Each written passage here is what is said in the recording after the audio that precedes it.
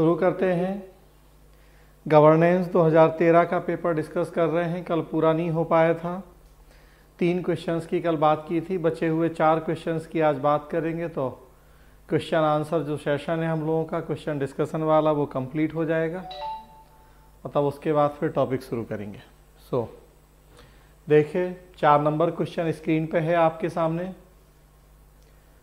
Question है भ्रष्टाचार को नगण्य करने, अपव्यय को समाप्त करने और सुधारों को सुगम बनाने हेतु कल्याणकारी योजनाओं में इलेक्ट्रॉनीय नकद हस्तांतरण प्रणाली एक महत्वाकांक्षी परियोजना है। टिप्पणी कीजिए। 200 शब्द 10 अंक। Electronic cash transfer system for the welfare schemes is an ambitious project to minimize corruption, eliminate wastage and facilitate reforms. Comment 200 word 10 mark। बताएंगे आप में से कोई आंसर तो बताइए पहले।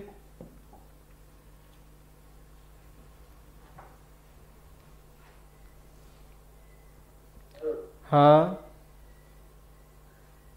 इसके तहत जैसे ये सरकार ने ये मोदी सरकार ने भी आने के बाद में स्कीम करके लाई थी, उसमें डायरेक्ट बेनिफिट ट्रांसफर इसका विस्तार होता है। कि जो भी बेनिफिशियरी हैं किसी भी सरकारी योजना के, जैसे कि वो मनरेगा हो या किसी प्रकार जैसे किसान सम्मान निधि है, इस प्रकार के जो भी सरकारी स्कीम चलाए जा रहे हैं जिसमें सीधे लाभार्थी को कोई लाभ होता है, इसलिए लोगों को कैश मिलता था बैंक, मतलब तो पहले इसका और मतलब दूसरा तरीका था। अब है कि सीधे उनके खाते को भेज दिया जाता है डीबीटी के माध्यम से, तो ये सीधे लाभार्थी तक पहुंच जाता है, उनके खाते तक पहुंच जाता है। तो इसका उद्देश्य तो यही था कि बीच में जो मिडिल मैन होते हैं, ये जो कुछ घूस ले लेते थे या बीच में पैसा खा जाता था लोग, एक रुपये दिए गए तो नीचे पहुंचने वाले को 50 पैसे मिलते। ऐसा ना हो इसके लिए सरकार ने इस प्रकार का स्कीम लाया। लेकिन ये काम ये पूरी तरीके से भ्रष्टाचार इससे खत्म हो जाएगा, ये मेरे ख्याल से थोड़ा अतिशयोक्ति होगी। क्योंकि अब देखा जा रहा है कि अगर 10,000 रुपये लाभ मिलने हैं तो जो अधिकारी है इससे सब ये कहते हैं कि 2,000 रुपये पहले ही हमारे टेबल पर जमा करते हैं, और जब 2,000 जमा करते हैं तब 10,000 रुपये आपके अकाउंट पर आ जाएंगे। कहने के लिए 10,000 आपके अकाउंट पर आएगा और रिकॉर्ड में रहेगा कि 10,000 तो इन्होंने इस व्यवस्था को इन लोगों ने बाईपास कर दिया है। तो प्रोजेक्ट में हम लिखेंगे कि एक व्यवस्था जो है ये व्यवस्था तो बहुत ही सबसे सही था, लेकिन पूरी तरीके से भ्रष्टाचार को खत्म करने की अभी सफल साबित नहीं हुआ है। कुछ इसके भी रूप सुधार करने की जरूरत है। ठीक है, और कोई?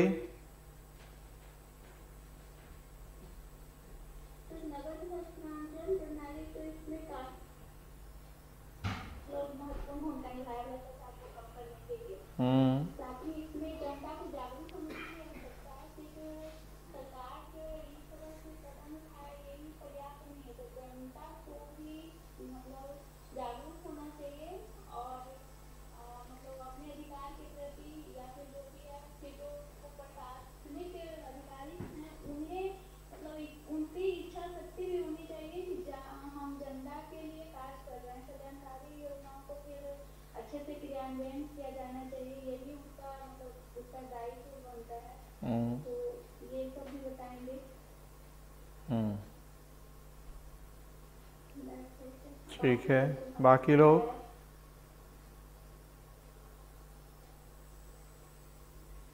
ठीक है, एकदम बिल्कुल बढ़िया आंसर बताया है सुभाष ने, बिल्कुल लगभग यही आंसर है। आप शुरुआत करें आंसर की ई गवर्नेंस से, चूँकि इलेक्ट्रॉनिक नगद हस्तांतरण की बात हो रही है, इलेक्ट्रॉनिक कैश ट्रांसफ़र, जो कि स्वाभाविक सी बात है कि ई गवर्नेंस का ही एक एप्लीकेशन है। सो 2 लाइन में पहले ई गवर्नेंस दिखाएं। ई गवर्नेंस हमें पढ़ना है टॉपिक। गवर्नेंस वाले पार्ट में करप्शन लिखा नहीं है, लेकिन हमने बताया था कि हम पढ़ेंगे क्योंकि प्रश्न वहाँ से भी पूछे जाते हैं। करप्शन सिलेबस में एथिक्स में है, लेकिन गवर्नेंस में भी आप देख रहे हैं कि प्रश्न पूछे जा रहे हैं। तो बस जोड़ दिया गया है ई गवर्नेंस और करप्शन को।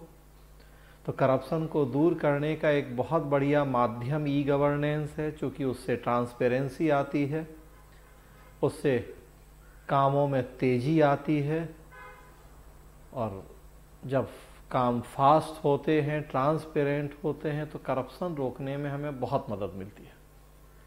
सो थोड़ा सा आप ई गवर्नेंस के बारे में 4 लाइनें दिखाइए, और तब फिर उसी के एक, जैसा आपने कहा एप्लीकेशन, उसके एक पार्ट के रूप में फिर आप बात कीजिए इलेक्ट्रॉनिक कैश ट्रांसफ़र की।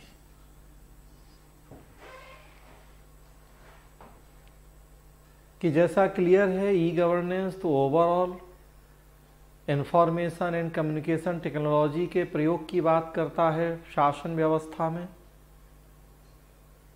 कंप्यूटर इंटरनेट का हम प्रयोग कर रहे हैं आजकल सरकार के कार्यों में, शासन व्यवस्था के संचालन में, तो ई गवर्नेंस है। और अब ये स्पेशली बात कर रहा है इलेक्ट्रॉनिक कैश ट्रांसफ़र। मतलब हम जान रहे हैं कि सरकार वेलफेयर स्टेट में जनता के कल्याण विकास के लिए जो ढेरों वेलफेयर स्कीम्स चला रही है, उन पर सब्सिडी दे रही है।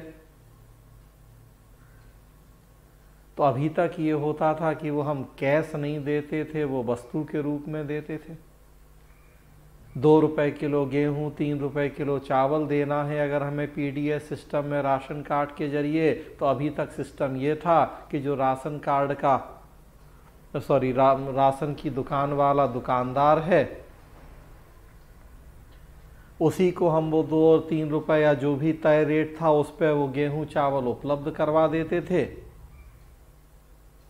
और वो फिर राशन कार्ड वालों से वो 2-3 रुपए लेके उन्हें देता था।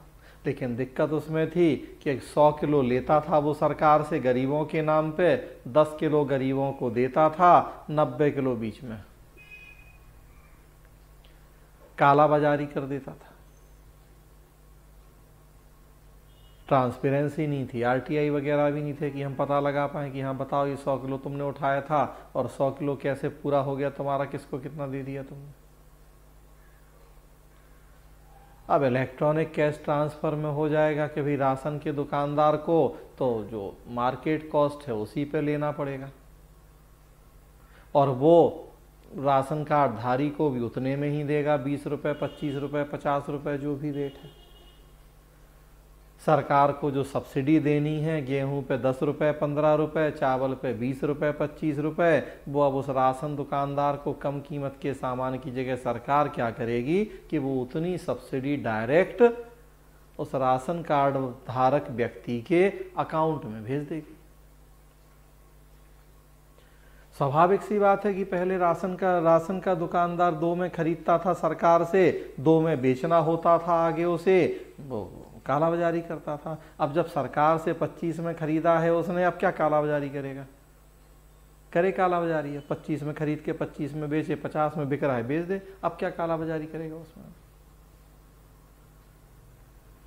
सब्सिडी का पैसा उस राशन कार्ड होल्डर की अकाउंट में सरकार भेज देगी, तो वो चोरी रुक जाएगी। रसोई गैस सब्सिडी तो वही देखिए आप, पहले था कि वो रसोई गैस सिलेंडर सब्सिडी सरकार दे रही है, 900 की चीज 400 में दे रही है, तो वो रसोई गैस जो एजेंसी है, कंपनी है, उसे 400 में देती थी सरकार, वो हमसे 400 लेते थे। परिणाम होता था कि ब्लैक मार्केटिंग करके 400 का 600-700 में बेचते थे। जिन लोगों को मिलना चाहिए उन्हें मिलता ही नहीं था। अब क्या है कि आपको कंपनी को 900 देना है, सरकार भी कंपनी से 900 लेगी। जो 500 रुपये की सब्सिडी थी वो कंपनी को ना देके या कंपनी के मीडिएटर के माध्यम से ना होके सीधे आपके अकाउंट में आ जाता है पैसा। तो अब रुक गई बीच की चोरी भ्रष्टाचार। तो उसी के लिए जो आप देख रहे हैं कि डीबीटी डायरेक्ट बेनिफिट ट्रांसफ़र, जो कि इसी इलेक्ट्रॉनिक कैश ट्रांसफ़र का ही एक कहें कि उसकी एक पर्टिकुलर योजना होगी फिर डायरेक्ट बेनिफिट ट्रांसफ़र, कि सीधा हम लाभार्थी को प्रत्यक्ष लाभ अंतरण, मतलब डायरेक्ट उसके अकाउंट में पैसा दे दें।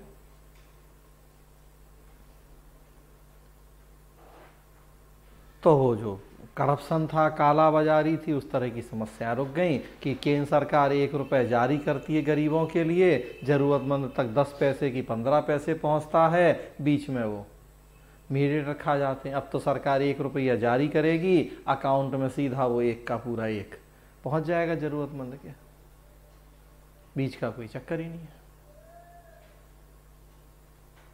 तो आपको फिर अब ये दिखा देना है, लेकिन तब इसके बाद फिर आपको दिखाना है कि इसके मार्ग में कई चुनौतियां भी हैं। ऐसा नहीं है कि अभी एकदम इससे करप्शन खत्म ही हो गया है। हमारे देश में मदद मिली है, कम हुआ है। अखबार में आए दिन आप देख रहे हैं कि कितने फर्जी राशन कार्ड धारी पकड़े गए हमारे देश में। उन्हें जब आधार से हमने लिंक करना शुरू किया तो ई गवर्नेंस के फायदे तो हैं ये सब। स्पेशली आधार से हम लिंक कर रहे हैं तो कितने सारे उसमें, चाहे वो मनरेगा के मजदूर हों, चाहे बीपीएल एपीएल वाले हों, फर्जी राशन कार्ड वाले हों, कितने सारे पकड़े गए। तो कितने बड़े बड़े घोटाले हम लोगों के देश में हो रहे थे।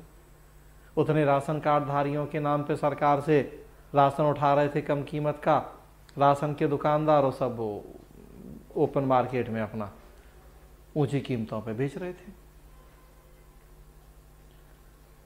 लेकिन अब कई चुनौतियां भी हैं इसके मार्ग में, कई चुनौतियां हैं। तो एक सबसे बड़ी चुनौती तो यही है कि सबके अकाउंट अभी होने चाहिए उसके लिए,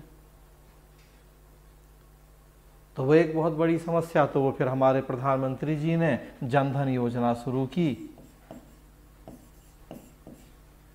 जिसके माध्यम से उन्होंने उस चैलेंज को स्वीकार किया और दूर करने की कोशिश की कि भाई आपको डायरेक्ट बेनिफिट ट्रांसफ़र देना है, अकाउंट में आप देंगे तो अब अकाउंट तो हो लोगों का, तब तो देंगे। तो ये बहुत बड़ी समस्या, उस समस्या को समझते हुए जनधन योजना शुरू की गई, जीरो बैलेंस के अकाउंट, ताकि अब वहाँ पैसा ट्रांसफ़र करना। लेकिन अभी भी हम देख रहे हैं कि सबके अकाउंट हो गए, हमारे देश में ऐसा नहीं है।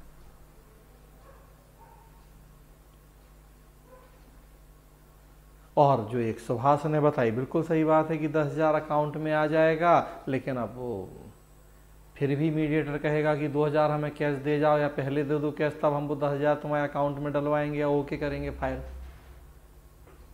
अब उसका क्या तरीका है? तो कानून बनते हैं हमारे देश में, योजनाएं बनती हैं, तो उनका तोड़ तो पहले ही खोज लिया जाता है। ठीक है, आपके अकाउंट में 10,000 आएगा तो वो तो आएगा ही, पता है आज नहीं तो कल आएगा, तो हमें 2,000 कैश दे जाना या दे जाओ पहले ही, तब उसके बाद हम साइन करके तुम्हारी फाइल को ओके करेंगे, तब तो अकाउंट में आएगा पैसा। और सर परिवार के संदर्भ में भी मुखिया जो मान लीजिए नशाखोरी का आदी है या फिर हाँ, ये भी एक बहुत बड़ी समस्या है कि भाई पहले तो आपको रसोई गैस सब्सिडी थी, सिलेंडर मिल गया था आपको, गेहूं चावल सब्सिडी थी, गेहूं चावल मिल गया था आपको, अब कैश पैसा मिल गया है। कैश पैसा मिल गया है, बच्चा भूखा मर रहा है, जाके दारू की बोतल खरीद रहा है, तब उस कैश पैसे का आप मिसयूज कर रहे हैं। पहले तो ऐसा था नहीं, कैश पैसा हाथ में आना नहीं था, वो तो जिस वस्तु की सब्सिडी थी वो वस्तु मिलनी थी आपको। अब रसोई गैस का सिलेंडर बेच के दारू थोड़ी खरीदते, वो 500 रुपये कैश मिल गया है तो अब जाके दारू खरीदो, नशा करो, गांजा अफीम और जो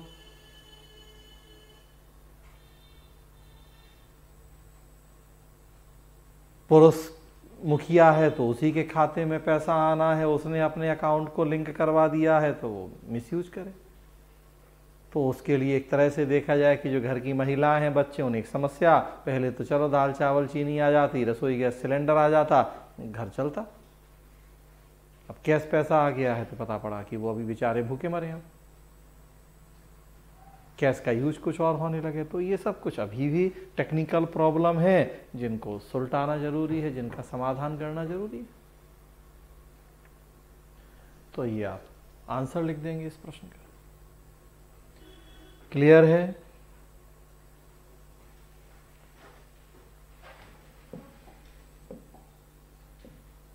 अगला देखिए 5 नंबर प्रश्न है, ग्रामीण क्षेत्रों में शहरी सुविधाओं का प्रावधान पूरा का आधार संयोजकता मेल स्थापित करने में निहित है। टिप्पणी कीजिए, 200 शब्द 10 अंक। The basis of providing urban amenities in rural areas providing urban amenities in rural areas is rooted in establishing connectivity. Comment 200 word 10 mark। बताएगा कोई?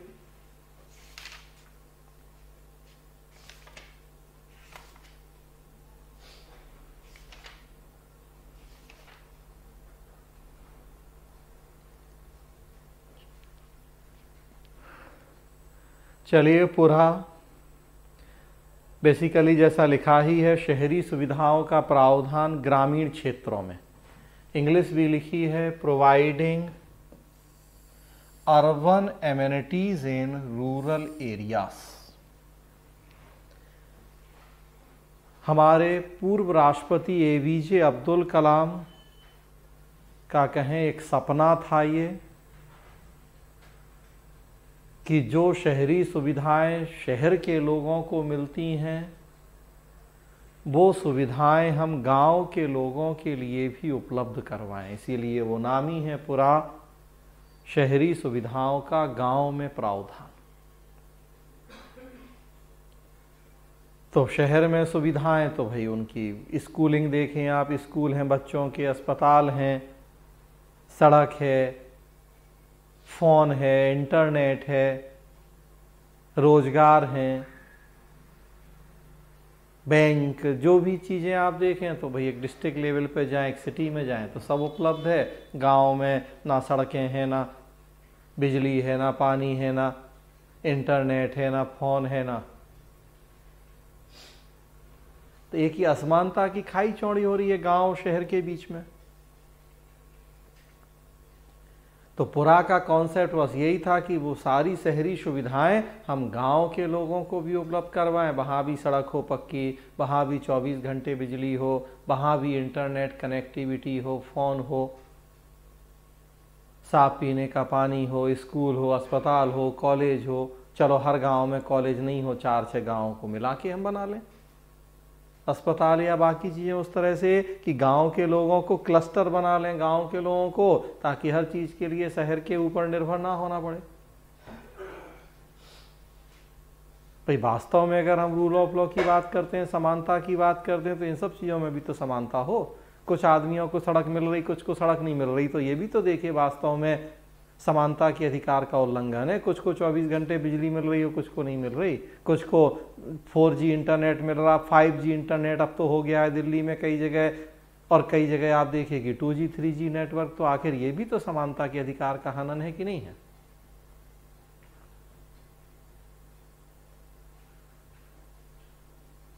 तो हमें वो सारी सुविधाएं उनको भी देना है। उसी पर्पज से शुरू की गई थी ये पूरा।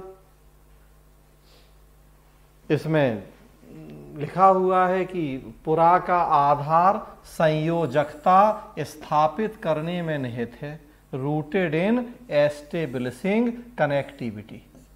तो 4 तरह की कनेक्टिविटी या संयोजकताओं की बात की गई इसमें। एक थी फिजिकल या भौतिक संयोजकता, दूसरी थी इलेक्ट्रॉनिक संयोजकता,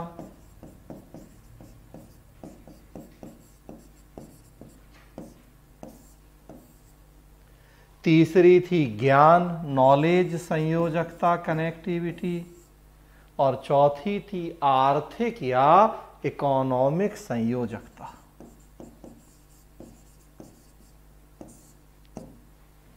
तो ये चार चीजें हम गांव में भी उपलब्ध करवा दें। भौतिक संयोजकता मतलब वही रेल, सड़क, इंफ्रा, जो ये सब इंफ्रा है।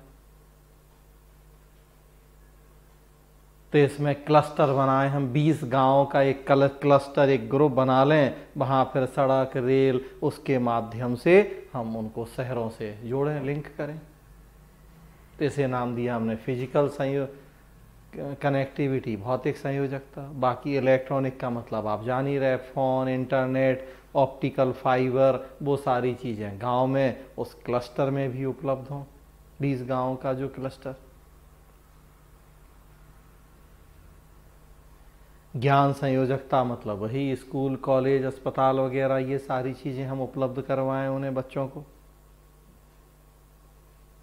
स्किल डेवलपमेंट सेंटर वगैरह बनाए जाएं वहाँ, रोजगार की व्यवस्थाएं की जाएं वहाँ, ताकि नॉलेज का हम प्रसार, ज्ञान का प्रसार कर सकें। और चौथा देखें कि आर्थिक संयोजकता, जब ये तीन चीज़ें होंगी तो स्वाभाविक सी बात है कि वो कृषि हो, वो उद्योग हो, वो एनिमल हस्बेंड्री, पशुपालन हो, वो एम्प्लॉयमेंट हो, तो वो सारी चीज़ें भी फिर डेवलप अपने आप होंगी, और नहीं तो हम उसे भी प्रमोट करें। भाई नॉलेज होगी लोगों को, उसके लिए इंतज़ाम होंगे, प्रॉपर कनेक्टिविटी होगी, सड़कें होंगी, इंटरनेट, ऑप्टिकल फाइबर होगा, तो नेचुरल सी बात है कि गांव के लोग भी फिर कृषि, पशुपालन, उद्योग, जो भी इकोनॉमिक एक्टिविटीज़ हैं उनमें बढ़ चढ़ के हिस्सा ले पाएंगे, अपनी तरक्की, अपने विकास को सुनिश्चित कर पाएंगे।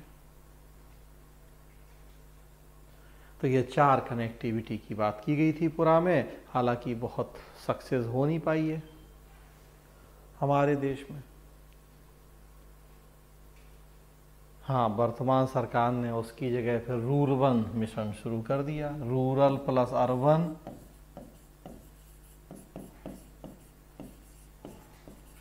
Is equal to rurban. तो ये रूरबन मिशन शुरू हो गया, बात वही है, शब्द चेंज हो गया, तो अब पुरा की जगह रूरबन आ गया। Rural plus urban is equal to rurban.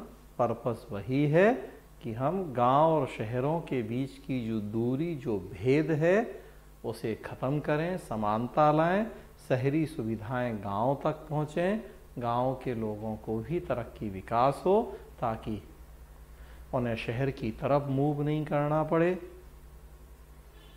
क्योंकि पलायन देख रहे हैं आजकल, तो हम लोग अब इस बात का महत्व समझ सकते हैं प्रवासी मजदूरों की समस्या के संदर्भ में। आज आंसर लिख रहे हैं तो आप कोट कर सकते हैं कि देखिए कोरोना के दौर में प्रवासी मजदूरों की समस्या कितनी गंभीर समस्या देखी हमने, और क्यों? इसीलिए अगर गांव में ही उतनी सुविधाएं हो जाती लोगों को, तो क्यों उन्हें दिल्ली, पंजाब, हरियाणा और गुजरात कहीं और जाना पड़ता। चलिए, ये तो एक स्टेट से दूसरे स्टेट की बात हो रही है, लेकिन नेचुरल सी बात है कि कॉन्सेप्ट तो वही है, गांव से शहर भी। गांव में आदमी नहीं मिलते हैं लोगों को फसल काटने के लिए, खेती करने के लिए, और शहरों में देखिए आपकी उनको रहने की जगह नहीं है, झुग्गी झोपड़ी में रह रहे फिर भी जो है, क्योंकि गांव में अब वो सुविधाएं नहीं है। तो अगर गांव में ही हम ये सारी चीज़ें उपलब्ध करवा दें, तो जो पलायन हो रहा है, जो प्रवासी मजदूर वगैरह की हम समस्याएं देख रहे हैं और आजकल इतनी झेल रहे हैं, वो वैसे ही खत्म हो जाए, कम हो जाए। तो ये प्रश्न है, क्लियर है सबको?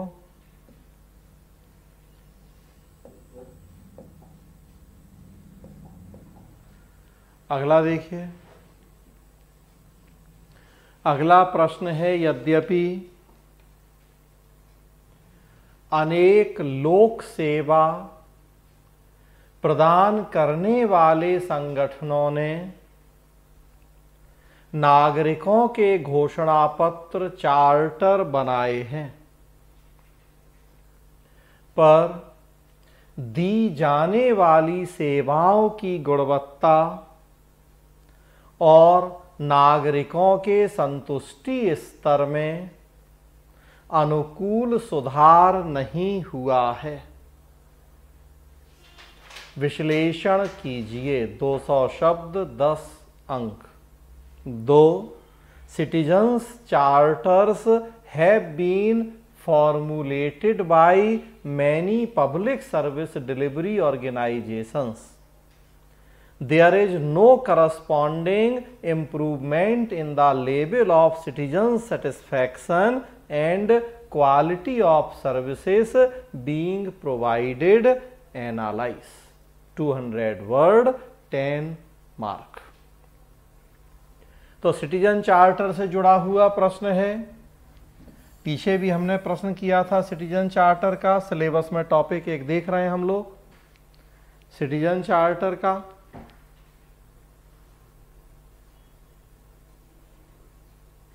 सिटीजन चार्टर हम देख रहे हैं कि एथिक्स में भी सिलेबस में है और यहां गवर्नेंस में भी सिलेबस में है। प्रश्न वहीं से जुड़ा हुआ है, एकदम सीधा प्रश्न है। 2 पार्ट प्रश्न के हैं कि यद्यपि अनेक लोक सेवा प्रदान करने वाले संगठनों ने नागरिक घोषणा पत्र बनाए हैं, पर दी जाने वाली सेवाओं की गुणवत्ता, क्वालिटी और लोगों का जो सेटिस्फैक्शन लेवल है उसमें अनुकूल सुधार नहीं हुआ है। एनालाइज या विश्लेषण करना है। मतलब पहले हमें दिखाना है कि सिटीजन चार्टर क्या है, मेनली कमियां दिखानी है कि क्या कमियां रह गई हैं जिनकी वजह से जो पर्पस था सिटीजन चार्टर लाने का वो पर्पस सॉल्व नहीं हुआ है।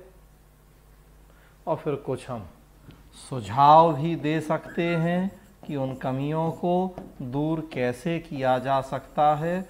तो मेनली आपके आंसर में ये 3 बातें होनी हैं। सिटीजन चार्टर का मीनिंग एंड कॉन्सेप्ट, देन उसकी लिमिटेशंस कहें, कमियां कहें, नेगेटिव पार्ट कहें, जो भी, और तब देन फिर कुछ सजेशंस या सुझाव। तो सिटीजन चार्टर का अर्थ आप देखते हैं कि सरकार के किसी विभाग और आम जनता के बीच में किया गया एक लिखित समझौता होता है जिसमें यह बताया जाता है कि उस विभाग के जनता के प्रति क्या कर्तव्य हैं, कितने समय, किस लागत, किस क्वालिटी के साथ वो उन्हें पूरा करेगा, उस विभाग के प्रति जनता के क्या अधिकार हैं, कैसे जनता को वो अधिकार मिलेंगे, कोई शिकायत है तो शिकायत निवारण व्यवस्था क्या होगी। इन सारी बातों का उल्लेख होता है सिटीजन चार्टर में।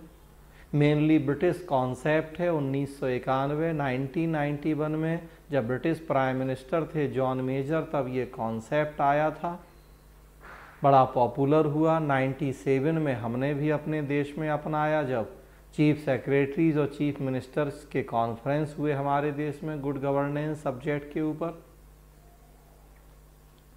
बहुत सारे विभागों ने जारी किए हैं सिटीजन चार्टर, लेकिन थोड़ा सा बस ये हमें चर्चा करके ब्रीफली सिटीजन चार्टर के कॉन्सेप्ट की फिर आ जाना है कमियां, कि हमारे देश में बहुत सारी कमियां रहे। कई विभागों ने तो जारी ही नहीं किए, जिन्होंने जारी किए तो अंग्रेजी में जारी किए, हिंदी में जारी नहीं किए, क्षेत्रीय भाषाओं में जारी नहीं किए। हिंदी में भी जारी किए गए तो इतनी टफ लैंग्वेज ट्रांसलेशन ऐसा किया गया कि समझ ही नहीं आता है। ग्रीवांस रिड्रेसल सिस्टम के प्रॉपर इंतजाम नहीं किए गए, शिकायत निवारण, कोई ट्रेनिंग नहीं दी गई, कोई रिसोर्स उपलब्ध नहीं करवाए गए, अवेयरनेस नहीं पैदा की गई। बहुत सारी कमियां जो हम देखते हैं और उसी के अकॉर्डिंग सुझाव दे देना है फिर कि हमें एटीट्यूडल चेंज करना होगा, हिंदी के साथ रीजनल लैंग्वेज में उपलब्ध करवाने होंगे, ट्रेनिंग देनी पड़ेगी, रिसोर्स उपलब्ध करवाने पड़ेंगे। कानून बना के हम प्रेशर क्रिएट करें, बाध्यकारी बनाएं इन चार्टर्स को कि सारे विभागों को जारी करना होगा। कैरेट एंड स्टिक विचारधारा लागू करें कि जो अच्छा काम करे सिटीजन चार्टर में उसे हम पुरस्कार दें, जो अच्छा काम नहीं करे उसके लिए दंड की व्यवस्थाएं हों। तो इस तरह से सुझाव हम दे सकते हैं। जब ये सिटीजन चार्टर सफल होंगे तभी गुड गवर्नेंस, वेलफेयर स्टेट का जो हमारा कॉन्सेप्ट है, पर्पस है, वो सफल हो पाएगा। तो ये आंसर हो जाएगा इसका। क्लियर है? कोई डाउट है? क्लियर है? चलिए, आसानी था प्रश्न। एक लास्ट प्रश्न है, राष्ट्रीय लोकपाल कितना भी प्रबल क्यों ना हो, सार्वजनिक मामलों में अनैतिकता की समस्याओं का समाधान नहीं कर सकता है। विवेचना कीजिए। 200 शब्द, 10 अंक। A national Lokpal, however strong it may be, cannot resolve the problems of immorality in public affairs. Discuss. 200 word, 10 marks.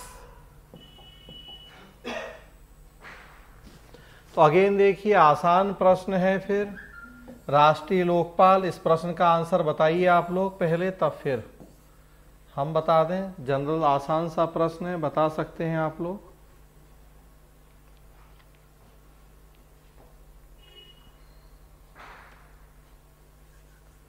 बताइए। मेरे हिसाब से तो सर मतलब ऐसा लग रहा है कि जैसे लोकपाल को मतलब पर्याप्त संसाधन नहीं दिए। कहा जा रहा है ये संस्था जो है बिल्कुल कम से भी बन चुकी है।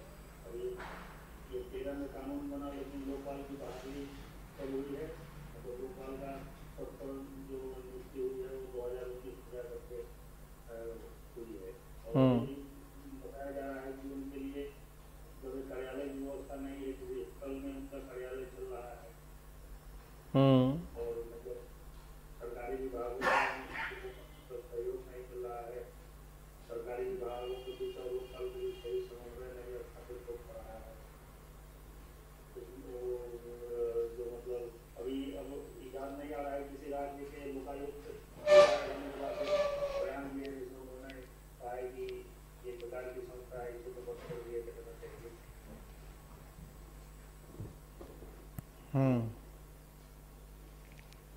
कुछ इसको मतलब फैक्ट चाहिए तो कोई दिमाग में नहीं आ रहा है। और बाकी लोग?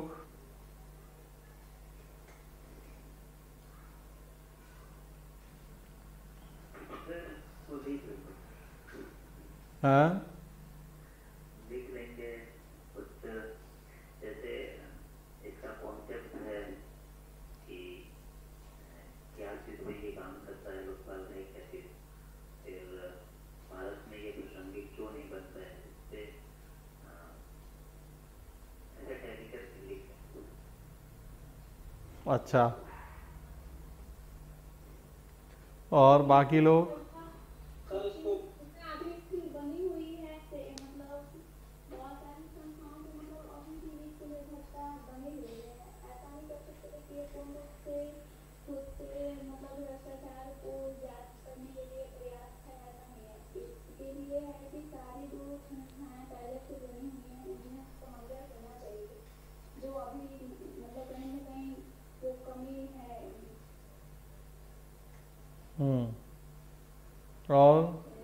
और इसकी हिस्ट्री के बारे में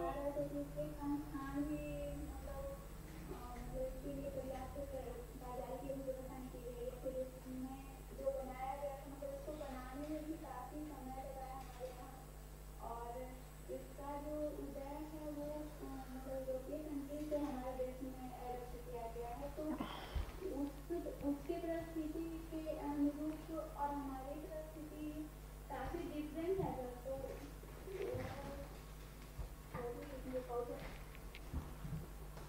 अच्छा, हाँ बताइए प्रतीक। सर इसकी हिस्ट्री के बारे में बता सकते हैं कि 2004 से शायद 2013 तक ये 4 या 5 बार पार्लियामेंट में इसका बिल आया पर पास नहीं हुआ और आखिरकार सरकार को इसे मजबूर भी पास करना पड़ा जब अन्ना हजारे जी का इंडिया अगेंस्ट करप्शन मूवमेंट आया। कह सकते हैं कि ये गवर्नमेंट का इनिशिएटिव नहीं है, ये एक मजबूरी और वोट बैंक की वजह से इसका नियुक्ति हुई है। और 2013 में आने के बाद भी इसको 6 साल लग गए तो पहला लोकपाल अपॉइंट हुआ 2019 में। तो ये कहीं ना कहीं दिखाता है कि गवर्नमेंट खुद ही इसके साथ इनिशिएटिव नहीं ले रही, गवर्नमेंट खुद नहीं चाहती कि ये इतना स्ट्रॉन्ग ऑफिस बने ताकि करप्शन पूरी तरह से हट जाए। और इसलिए कहीं ना कहीं कि इसको इतने फ्रीडम और पावर्स नहीं दी है गवर्नमेंट के एंड से कि ये कुछ बड़ा एक्शन कर पाए अगेंस्ट सिविल सर्वेंट्स या मिनिस्टर्स। जो एक मेन एम था कि ये करप्शन के लिए और भी एजेंसीज हैं इंडिया में, लेकिन जो लोकपाल की स्पेशलिटी थी कि ये प्राइम मिनिस्टर तक के जो है डायरेक्टली कॉमन पीपल से ले सकता है। तो इसलिए शायद कि गवर्नमेंट ने उतना पावर नहीं दिया कि ये बड़े बड़े जो कहते हैं कि ब्यूरोक्रेट्स और मिनिस्टर्स के ऊपर करता है, इसलिए शायद ये इतना यूजफुल नहीं है। चलिए, लेकिन आप लोग एग्जैक्ट प्रश्न नहीं पकड़ पाए कोई भी। प्रश्न ये है कि लोकपाल को हम कितना भी मजबूत बना दें। आप लोगों ने ये बताया कि लोकपाल मजबूत नहीं है, उसकी कमियां। प्रश्न ये नहीं है, प्रश्न है कि बहुत मजबूत लोकपाल हम बना दें फिर भी भ्रष्टाचार खत्म नहीं होगा, ये है प्रश्न। तो ये लोकपाल की कमियां नहीं पूछ रहा, ये पूछ रहा है कि लोकपाल के अलावा हमें और क्या चाहिए है कि ताकि भ्रष्टाचार खत्म हो। मूल प्रश्न की डिमांड ये है कि भाई लोकपाल क्या करेगा? वो भ्रष्टाचार की शिकायत आएगी, जांच करेगा, चलो व्यक्ति दोषी पाया जाएगा, दंड हो जाएगा, लेकिन उससे भ्रष्टाचार रुकेगा?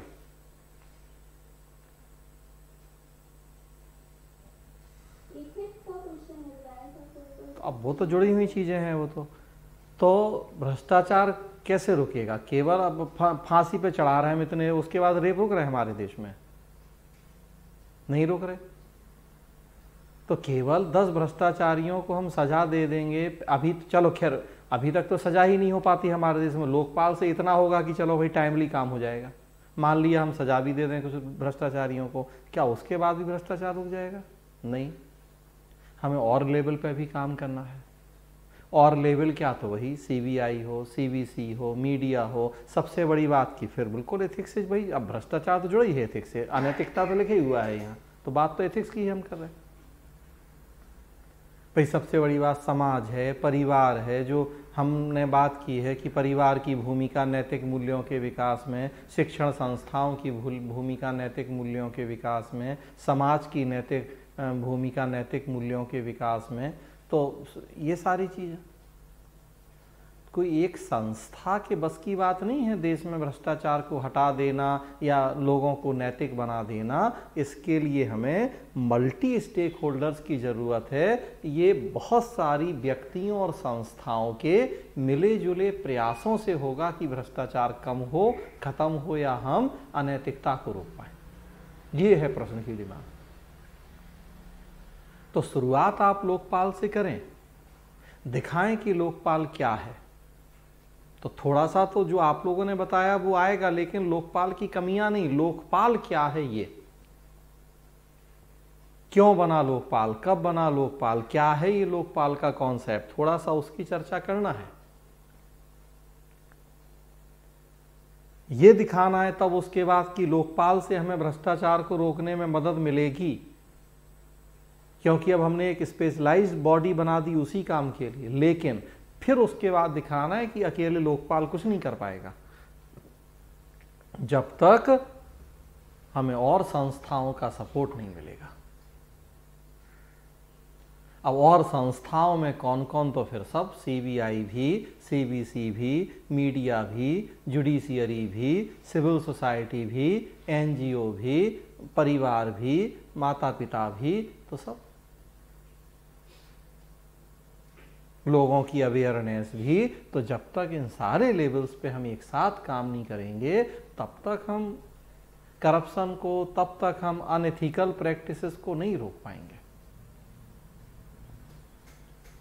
इन सबके मिले जुले प्रयासों से ही संभव होगा कि नैतिकता बढ़े, नैतिक मूल्यों का विकास। एथिक्स में हमने पढ़ा भी है, उसमें परिवार, समाज, शैक्षणिक संस्थाओं की भूमिका थोड़ा सा आप उसको भी यहाँ कोट कर सकते।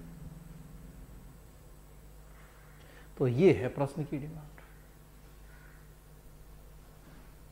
क्लियर है? जो सारे सेवक हैं सर, लोक सेवक हैं, मिनिस्टर्स होते हैं, कोई भी हो, उनमें ऑब्जेक्टिविटी को भी पैदा करना है इनके सहयोग से। हाँ बिल्कुल, अब वो तो सब, हाँ वो हाँ बुलाना पड़ेगा, क्योंकि नकारात्मक कार्रवाई से अनियमितताओं को तो दूर किया जा सकता है, बट ऑब्जेक्टिविटीज एंड एथिकल वैल्यूज भी गेन करना। बिल्कुल क्लियर है। चलिए, तो इसलिए इस डायरेक्शन में प्रश्न लिखना है कि हमें लोकपाल की कमियां नहीं दिखानी, हमें तो दिखाना है कि हाँ भाई, जैसा प्रश्न कह रहा है कि कितना भी मजबूत लोकपाल बना लो, अच्छी बात है बहुत मजबूत लोकपाल, लेकिन फिर भी कुछ नहीं होगा। कुछ मतलब कि सब कुछ नहीं होगा, हमें उसके अलावा भी प्रयास करने पड़ेंगे। ये है प्रश्न की डिमांड।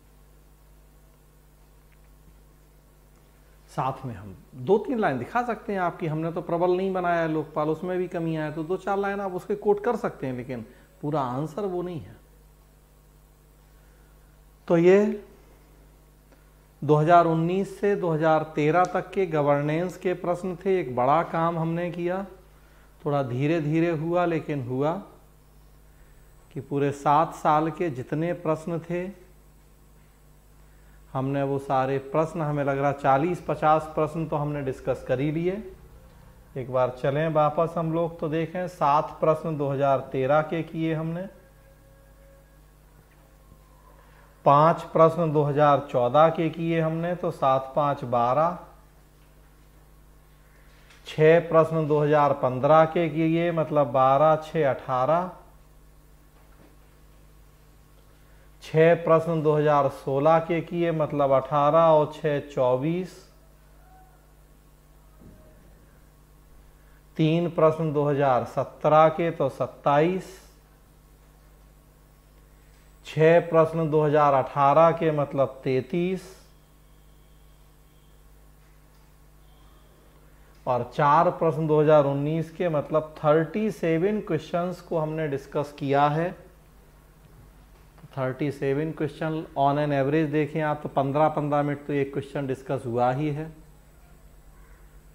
तो 40 गुणा अगर 515 करें तो लगभग 500 मिनट के आसपास हम लोगों ने ये काम किया है। इतना डिटेल, एक तरह से कहा जाए कि इतना डिटेल डिस्कशन हमने किया है। 12-13 घंटे, 10 घंटे क्वेश्चन डिस्कशन। तो आप समझ सकते हैं कि केवल टॉपिक पढ़ते तो अभी इतने 500 मिनट में 10-12 घंटे में आधा सिलेबस तो हो ही जाता। बहुत बड़ा सिलेबस तो है नहीं है गवर्नेंस का, 500 मिनट में तो कम से कम कई सारे टॉपिक कर लेते हैं। तो लेकिन हमने कहा था कि भाई हम बहुत सिस्टेमेटिकली काम करेंगे, समय लगेगा थोड़ा सा, हम लोगों को बीच बीच में ब्रेक की वजह से एडिशनल समय लग गया, लेकिन कोई बात नहीं। तो अब हम टॉपिक शुरू करेंगे। तो जैसा हमने बताया था कि एथिक्स के भी 2 साल के प्रश्न बचे हैं, सारे आप लोग वही लोग हैं एथिक्स गवर्नेंस, तो उसमें भी हम लोगों ने ये काम शुरू किया था, वो हम बीच बीच में कर रहे थे, साथ में टॉपिक भी चल रहे थे। चूँकि उसमें बहुत सारे थे, पूरा एक पेपर है, तो अगर एक साथ करते तो था कि बोरियत ना हो या जो भी, तो मिक्स किया था। इसमें कंपैरेटिवली कम प्रश्न थे तो एक ही साथ कर लिए। तो उसमें भी हम लोग 5 साल के क्वेश्चन पेपर डिस्कस कर चुके हैं, 2 बचे हैं 14 और 13। तो अब हम उसकी चर्चा करेंगे और तब फिर गवर्नेंस शुरू करेंगे टॉपिक और एथिक्स के बचे हुए टॉपिक। सो आज अब यहीं रोक रहे हैं। कल अब देखते हैं, कल जहाँ तक है नहीं करेंगे, अब दिवाली के बाद शुरू करेंगे। तो एथिक्स के क्वेश्चन हमें लग रहा 3-3 दिन या 4-4 दिन लगेंगे 2 पेपर में।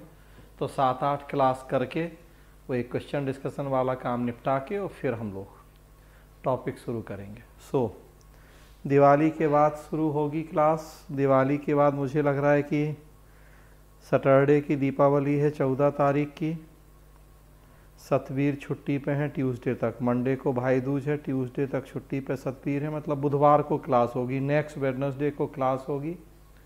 एथिक्स का 2014 का क्वेश्चन पेपर हम लोग शुरू करेंगे। फिलहाल ये है स्थिति, बाकी आपको ग्रुप पे पता लग जाएगा जो भी है। तो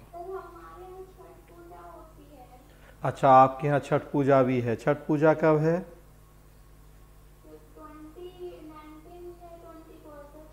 अच्छा,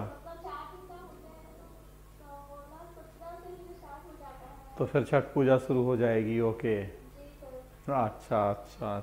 चलिए खैर, हम लोग तो अभी यहाँ कम ही लोग हैं, देख लेंगे बात। क्या प्लान बना जा रहे हैं गाँव? हम जहाँ तक है नहीं जाएंगे, ज़्यादा चांस है कि नहीं जाएंगे। तो चलो ऑफिस में आते हैं। हाँ आइए, आप आइए ऑफिस में।